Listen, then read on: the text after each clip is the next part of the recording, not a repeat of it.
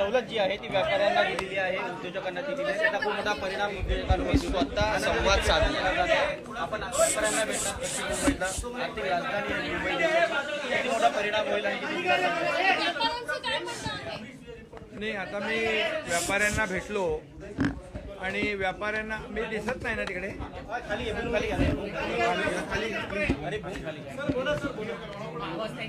व्यापाऱ्यांना भेटल्यानंतर व्यापाऱ्यांनी देखील समाधान आणि आनंद व्यक्त केला की जीएसटी कमी केल्यामुळे 2 स्लॅब कमी काढून टाकले आणि 5% आणि 18% हे 2 स्लॅब ठेवले, त्यामुळे 12% जीएसटी ज्या वस्तूंना लागत होता त्या जवळपास 90, 95, 99% पर्यंत त्या 5% मध्ये आल्या।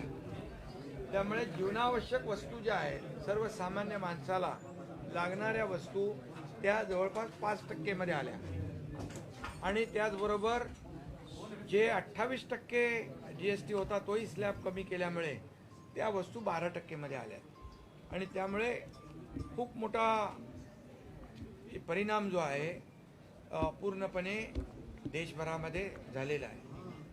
आणि म्हणून त्याचबरोबर जी औषधं आहे औषधं जीएसटी फ्री केलेली आहे आणि म्हणून या जीएसटीच्या तो कमी केल्यामुळे व्यापारी वर्गामध्ये आनंद आहे।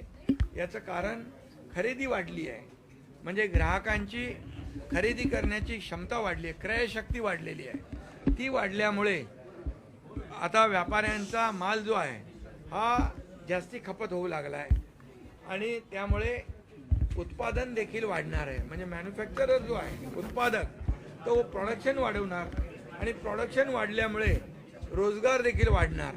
हे सगळी अशी एक साखळी आहे, चेन आहे। जीएसटीचा टॅक्स कलेक्शन पण आणि त्यामुळे खऱ्या अर्थाने जेव्हा आपण टॅक्स कमी करतो तेव्हा त्याचा रेव्हेन्यू वाढतो, जीएसटी कलेक्शन जे आहे तेही वाढेल। जेव्हा जेव्हा टॅक्सेस कमी झाले तेव्हा तेव्हा टॅक्स पेयर आणि लाभार्थी जे आहेत यांनी मोठ्या प्रमाणामध्ये त्याच्यामध्ये इन्व्हॉल्वमेंट त्यांची झाली, समावेश झाला आणि म्हणूनच मोठ्या प्रमाणावर आणि एक स्वदेशीचा नारा जो मोदीजींनी दिलेला आहे, म्हणजे गर्व से कहो हम स्वदेशी आहे असे स्टिकर देखील दुकानावर लावले आणि स्वदेशी दुकानात देखील वस्तू दिसल्या पाहिजेत, घरात देखील आपण स्वदेशीचा वापर केला पाहिजे, अशा प्रकारची भूमिका आदरणीय प्रधानमंत्री नरेंद्र मोदीजींनी घेतलेली आहे।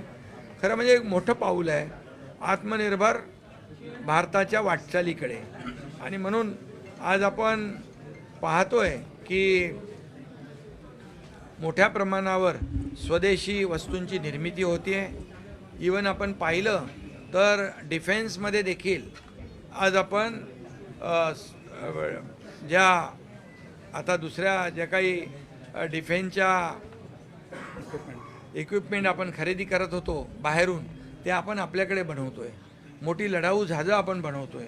आपला सगळ्यात आता ऑपरेशन सिंदूरमध्ये जो सगळ्यात एकदम जोरदार आणि ॲक्युरेट मारा करणारा ब्रह्मोस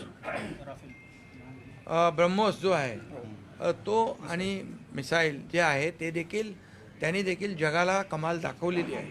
त्यामुळे आता फक्त आत्मनिर्भर भारताकडे जाताना स्वदेशीचा नारा देताना आपल्याला संरक्षण विभाग देखील स्वदेशी याच्यामुळे इक्विपमेंटमुळे स्वदेशी मिसाईल असतील, आपले सर्व लढाईचे जी काही इक्विपमेंट आहेत ते सर्व जे आहेत ती स्वदेशी आपल्याकडे देशामध्ये बनवण्याचा निर्णय घेतला आहे, तो बनवला जातो आहे।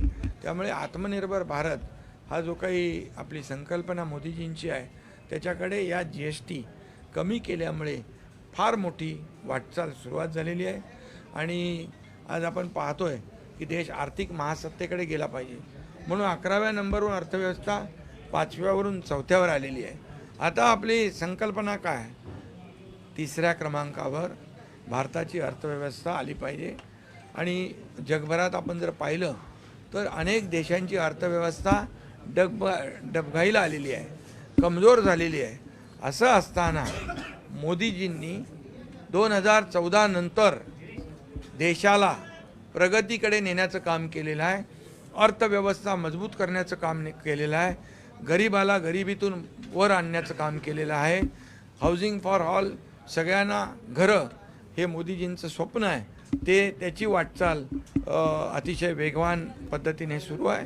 त्यामुळे एक सर्वसामान्य महिला भगिनी असेल, युवा असेल, आपले ज्येष्ठ असतील, शेतकरी वर्ग असेल, या सगळ्यांना या GST कमी केल्याचा फायदा झालेला आहे. म्हणून हा GST बचत उत्सव आहे. या उत्सवामध्ये सगळे सामील झालेले आहेत. व्यापाऱ्यांच्या चेहऱ्यावर आनंद पाहायला मिळतो.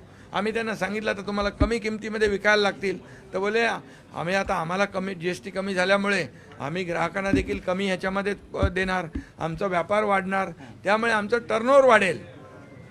त्यांचा क्वांटम जो आहे तो वाढल्यामुळे, टर्नओव्हर वाढल्यामुळे, खरेदीदार वाढल्यामुळे ऑटोमॅटिक व्यापाऱ्यांना देखील त्याचा फायदा होईल आणि प्रोडक्शन वाढल्यामुळे रोजगार देखील या ठिकाणी मोठ्या प्रमाणावर मिळेल.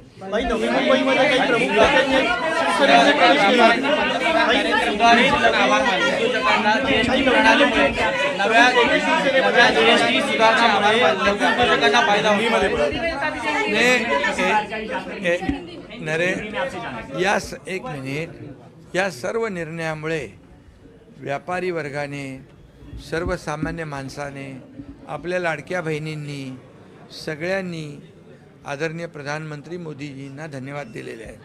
आता मी त्यांच्याशी बोलत होतो तेव्हा ते मोदीजींचं अभिनंदन करत होते आणि म्हणून एक मोठा ऐतिहासिक निर्णय, आतापर्यंतच्या इतिहासामध्ये कधी न घेतलेला हा क्रांतिकारक निर्णय असं मी म्हणेल.